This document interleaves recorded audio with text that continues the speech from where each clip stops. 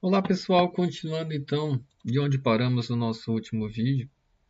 Eu já tinha feito aqui uma parte inicial dos elementos da HTML da nossa página web e já tinha adicionado um listener nesse elemento aqui para quando clicar em concarência ele aparecer ou desaparecer uma lista suspensa. Agora a gente precisa da continuidade para efetuar aí os cálculos necessários para simular então o financiamento com sistema de amortização constante. Para isso, pessoal, eu vou criar uma classe e essa classe eu vou chamar ela de financiamento. Primeiramente, então, eu vou criar um arquivo separado chamado financiamento.js. E dentro desse arquivo financiamento.js, eu vou criar minha classe financiamento. Só que aqui é algo interessante, pessoal. A forma como eu vou implementar essa aplicação web aqui, que é um simulador de financiamento, eu vou utilizar o conceito de composição que nós vimos em vídeos anteriores.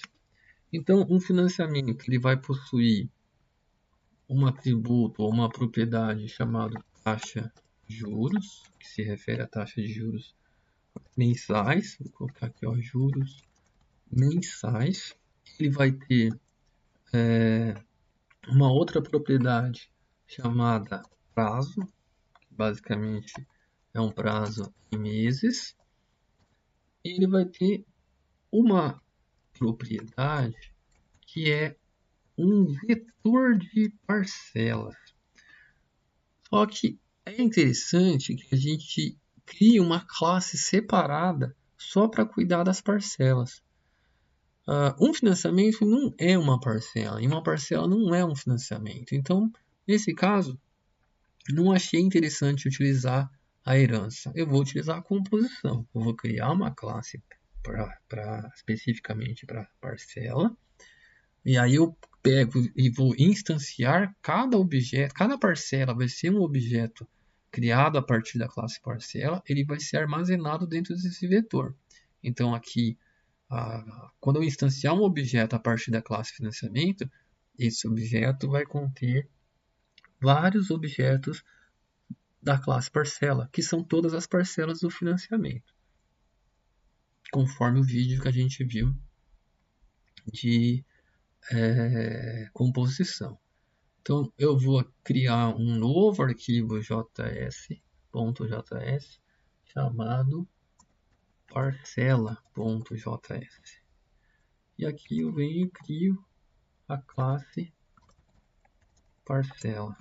Aqui eu vou salvar este arquivo, salvar esse daqui também. E só lembrando que depois eu vou ter que inserir os nossos export e import. Eu vou fazer isso já. Eu tenho que exportar essa classe parcela para que eu consiga usar ela aqui dentro da classe financiamento. Então eu fiz o export, depois eu tenho que fazer a importação aqui. Além disso, lembra que quando eu estou utilizando a declaração de classes em arquivos separados, é tratado como módulos separados, né? Cada classe é um módulo em um arquivo. Aqui no meu index.html, eu tenho que utilizar aqui no elemento script type module, para que seja reconhecido. Dessa forma, aqui eu consigo usar o import parcela ponto barra o nome do arquivo .js. Então eu vou pegar a exportação dessa classe que está dentro desse arquivo e será importada para dentro da classe financiamento para a gente utilizar depois então objetos a partir da classe parcela, como a gente já fez isso em vídeos anteriores. Na minha classe parcela, eu vou criar então algumas propriedades ou atributos privados, que é o número da parcela, o valor da parcela, quais são os juros amortização mensal. Amortização é o abatimento ali do saldo devedor. E o saldo devedor da parcela. Lembrando que quando eu declaro uma classe, eu tenho um meu método constructor, que será chamado na hora que um objeto for instanciado a partir dessa classe. Vai ser chamado já esse método diretamente. E aqui eu vou colocar os parâmetros número, valor, juros, amortização, saldo. Faltou uma vírgula aqui. Da mesma forma que nós já fizemos em vídeos anteriores, esses parâmetros então vão servir para inicializar essas propriedades da classe. Então, this ponto número recebe número. Só vou copiar e colar isso aqui para agilizar. Então, eu tenho mais o valor, amortização e o saldo. Agora só troco aqui. Valor.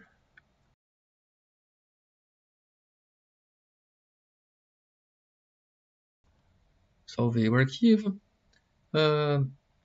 Como esses atributos ou essas propriedades são privadas, para a gente conseguir acesso a essas propriedades fora da classe, a gente precisaria dos métodos gets e sets, né? Como foi visto nesse vídeo sobre getters e setters. Mas para não sair criando gets e sets de todas as propriedades que a gente tem nessa classe, você pode, num primeiro momento, aguardar, ver qual que é a necessidade. Nesse caso da nossa aplicação, não vai precisar ter acesso a todas essas propriedades. Okay? A classe financiamento ela vai precisar acessar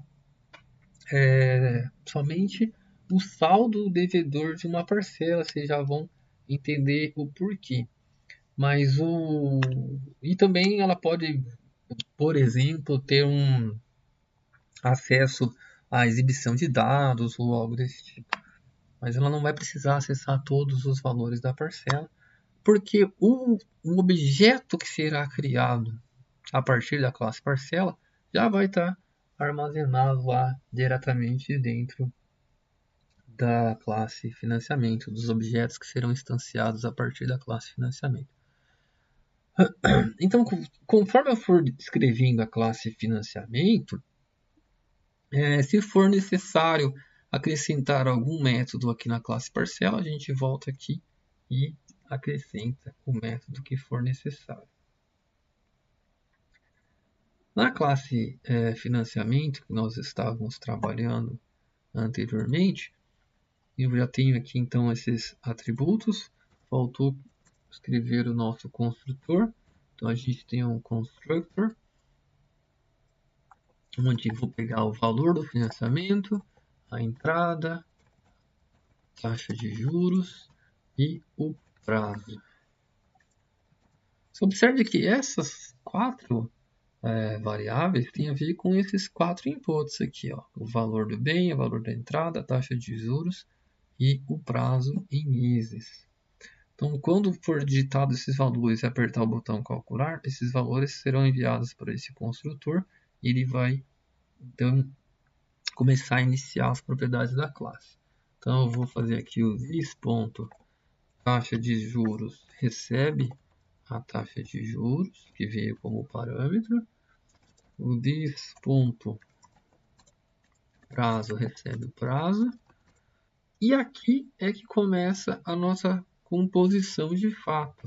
Esse vetor parcelas, ele vai ser atribuído a ele, ou vai ser adicionado a esse vetor de parcelas, um objeto. Quando eu coloco aqui no parcela, eu estou atribuindo, instanciando, criando um objeto novo, e o resultado desse objeto novo eu já estou colocando dentro desse vetor.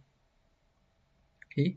Então, esse no parcela, lembra que a parcela ela tem alguns valores, alguma quantidade de parâmetros aqui no nosso construtor. 1, 2, 3, 4, 5 parâmetros no construtor. Então, eu preciso passar 5 argumentos. Só que a forma como eu pensei em desenvolver esse simulador, se uma pessoa pede para dividir um financiamento, por exemplo, em 12 meses, eu precisaria de um vetor de parcelas com 12 elementos, né, que são as 12 parcelas. Mas eu pensei em criar, na verdade, ele com 13 parcelas, onde a primeira parcela seria a parcela 0, ela vai constar somente o saldo devedor.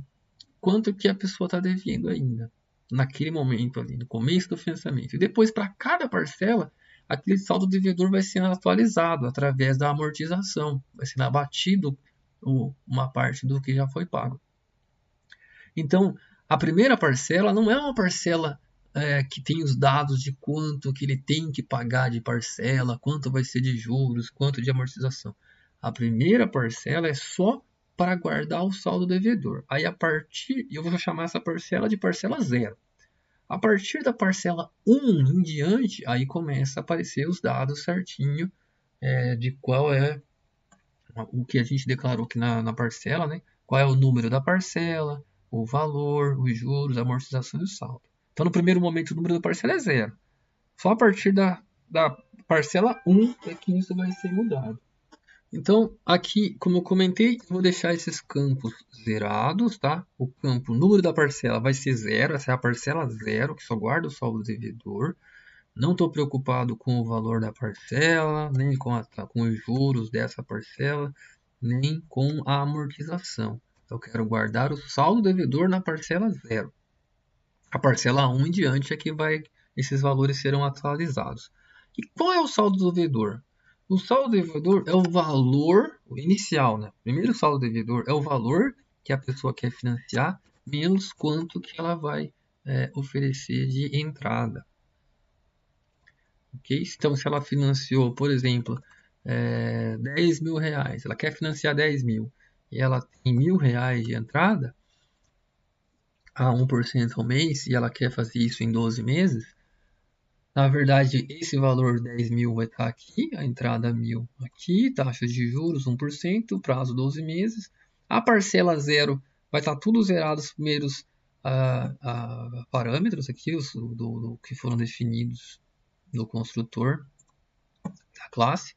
Mas o saldo devedor dela vai ser o 10 mil menos 1.000, que é basicamente 9 mil. Então ela começa, já esse financiamento, a simulação dele começa com o cliente devendo 9 mil reais.